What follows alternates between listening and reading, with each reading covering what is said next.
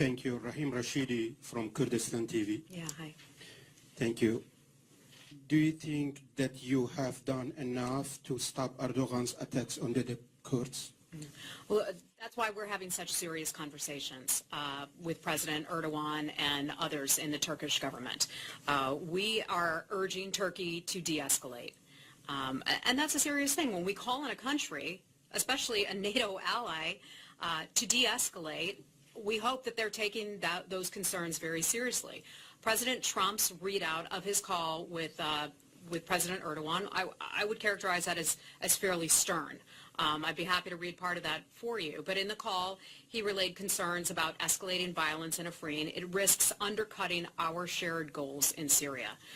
The president urged Turkey to de-escalate, to limit its military actions in that area, avoid civilian casualties. We note that a few people were just killed as a result. A few civilians were. That is a tremendous concern of ours. We've also asked for them to do more to try to avoid civilian casualties.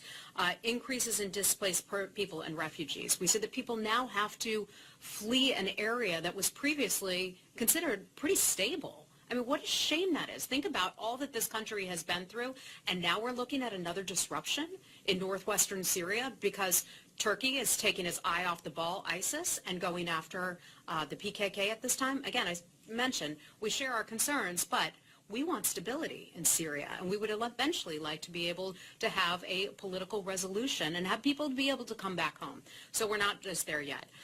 In addition, I'd like to mention the president also urged Turkey to exercise caution and avoid any actions that might risk conflict between Turkish and American forces.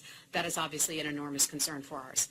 The president reiterated that both nations must focus all parties and on the shared goal of achieving the lasting defeat of ISIS.